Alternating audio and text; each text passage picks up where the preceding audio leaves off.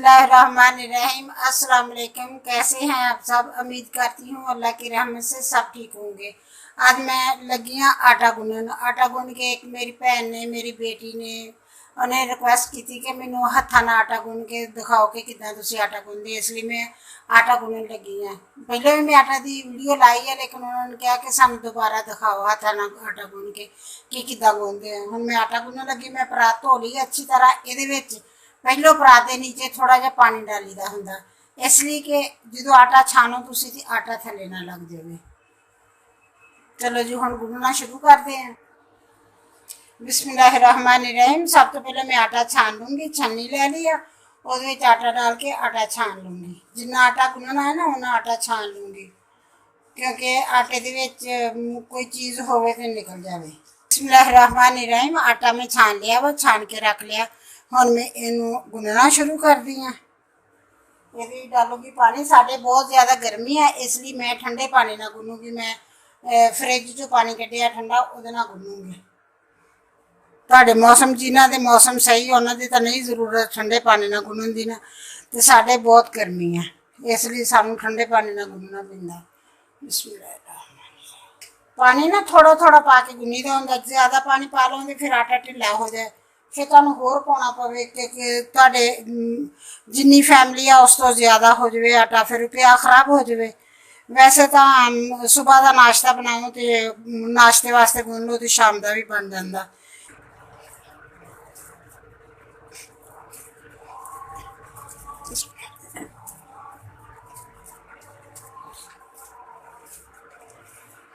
सारा सुक्के आटा जो पानी मिक्स हो गया ना, अच्छी तरह वो बन गया।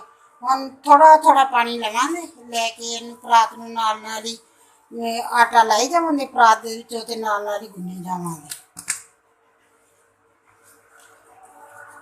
ज़्यादा नहीं डालांगे, अगर ज़्यादा डालांगे पानी तो आटा ढिला हो जाएगा। फिर तुसी आपकी मर्जी के हिसाब नाल गुन्नोगे। अगर तो तुसी बहुत सख्त आटे की रोटी पकाने है फिर थोड़ा इस तो सख्त रख लो। अगर नरम आटे की रोटी पकानी है तो फिर सही है, फिर इस हिसाब का सही है। मैं थोड़े जे नरम आटे की रोटी पकानी, मैं ज़्यादा बहुत ज़्यादा सख्त नहीं करती, बस दरमियाना जिहा रखनी हुंदी है। बिस्मिल्लाहिर्रहमानिर्रहीम। आटा तुसी ना एवें आस्ता आस्ता करके गुन्नी जाओ।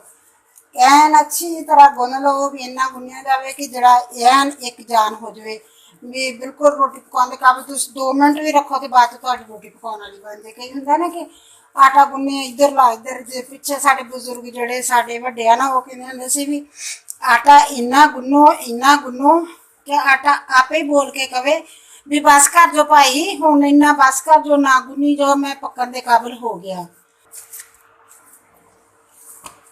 बस आटा मेरा गुज गया वा। मैं आही मुकी की देनी है।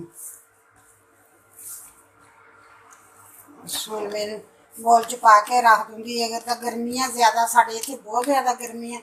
ज़्यादा गर्मियाँ तो तुसी सिल्वर के बर्तन च या तुसी मिट्टी के बर्तन च आटा डाल के रखो, फिर खराब नहीं होंदा। फ्रिज च रख दो फिर खराब नहीं होंदा। अगर स्टील के बर्तन च या प्लास्टिक के बर्तन च डाल के रखोगे ना, फिर आटा खराब हो जाता, फिर नहीं सही रहिंदा। मैं सिल्वर के भांडे च पा के रखूँगी। मेरे फ्रिज वाले कोले है उहदे च पा के रख देना। चलो जी बस मेरा आटा गुज गया। अगर तुहानू मेरी वीडियो पसंद आए लाइक करना, शेयर करना। तुसी जाओ जाके आटा गुन्नो, बना के वेखो कि इहदा आटा कितना मज़े का गुजदा, बहुत सोहना गुज जाता आटा। जाके गुन्नो तो रोटियां पकाओ तो फुलियां फुलियां कूलियां कूलियां खाओ। तो मैनू याद करें जे, आपदियां दुआवां च बहुत सारा याद करें जे। अल्लाह हाफिज़।